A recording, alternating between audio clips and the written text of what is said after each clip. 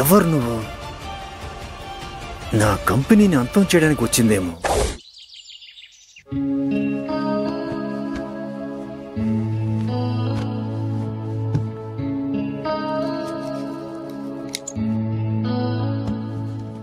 సత్య, ఏంటక్కా, నిన్న రాత్రైనా ప్రశాంతంగా నిద్రపోయావా లేదా?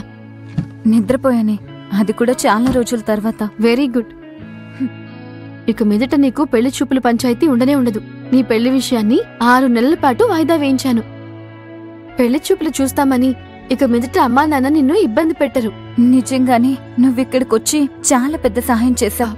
అదేం పర్వాలేదక్కా, కానీ పదే పదే ఏడుస్తూ బాధగా కనిపిస్తే అమ్మా నాన్నకి డౌట్ వస్తుంది. అలా జరగకుండా నువ్వే చూసుకోవాలి. తప్పకుండా. కానీ 6 నెలల వరకు నేనెలా ఉండగలనా? 6 నెలలు అనేది ఊరికే మాట వరుసకక్క. ఇంకో 2 నెలల్లో నీ కడుపు కనిపించడం మొదలవుతుంది. అంతలో అభిని నిన్ను ఒక్కటి చేసేస్తాను. నువ్వు సంతోషంగా ఉండాలక్క. ఈ మాట చాలా సత్య.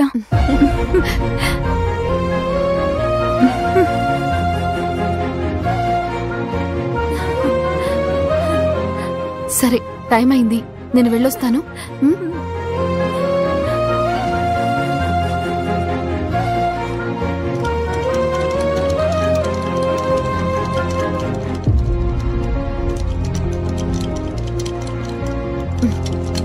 నానమ్మా,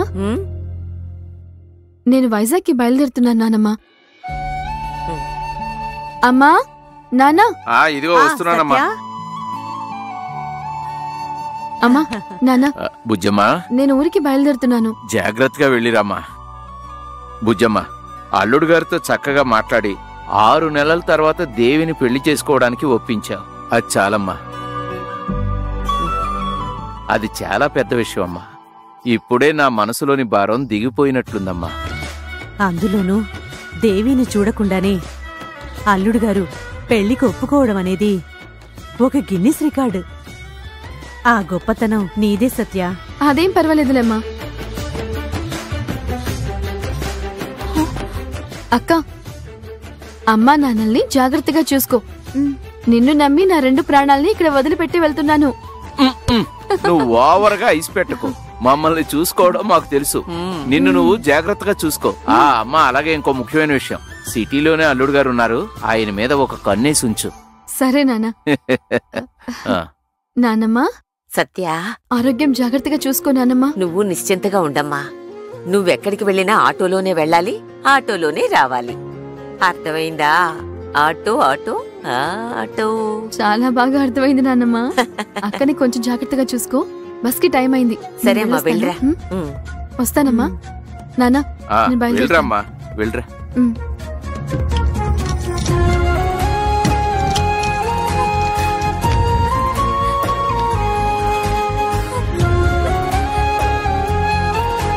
జాగ్రత్తక్క, నేను వెళ్ళొస్తాను.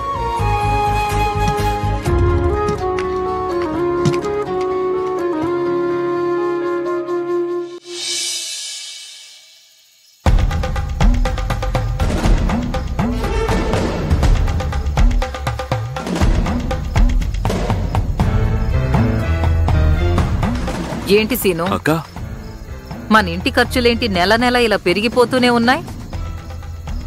గెస్ట్లు ఎవరూ రావడం లేదు, మన మాత్రమే కదా ఉంది. మరి ఖర్చు మాత్రం ఎందుకు ఇలా నెల నెల పెరుగుతూనే ఉంది? వదినా, సరుకుల ధరలు రోజు రోజుకి పెరుగుతూ ఉంటే మనమేం చేస్తాం వదినా?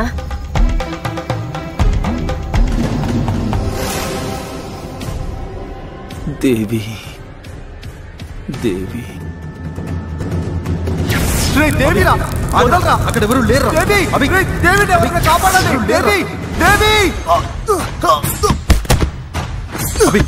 అమ్మా!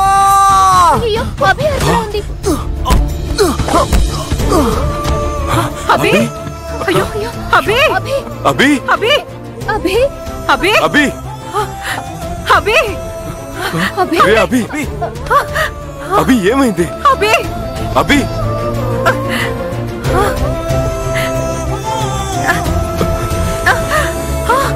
అయ్యో, ఏంటండి? తలకి గాయమై రక్తం వస్తుంది.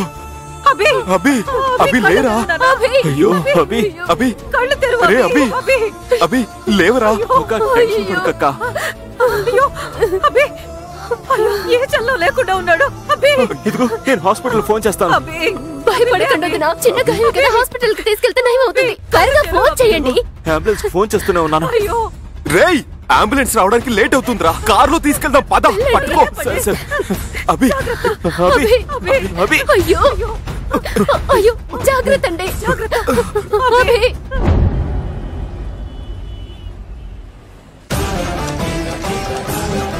అభి అభి అభి అయ్యో అభి అభి అభి. ఏమైంది? ఏమైంది మేడం? త్వరగా చూడండి, ఇంట్లో మెట్ల మీద నుంచి జారి కింద పడ్డాడు. తలకి దెబ్బ తగిలి స్పృహ తప్పాడు. కొంచెం త్వరగా చూడండి doctor. Yes madam, yes madam. Emergency వాటికి తీసుకెళ్ళండి. అభి అభి అభి అబ్బే అయ్యో అబ్బే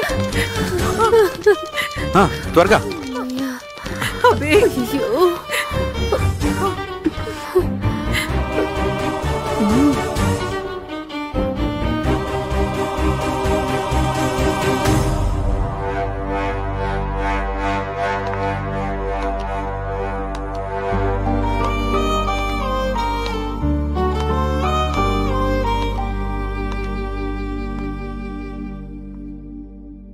చాముండేశ్వరి, నేను వెళ్ళి అడ్మిషన్ చేయించి డబ్బులు కట్టొస్తాను. సరేనండి.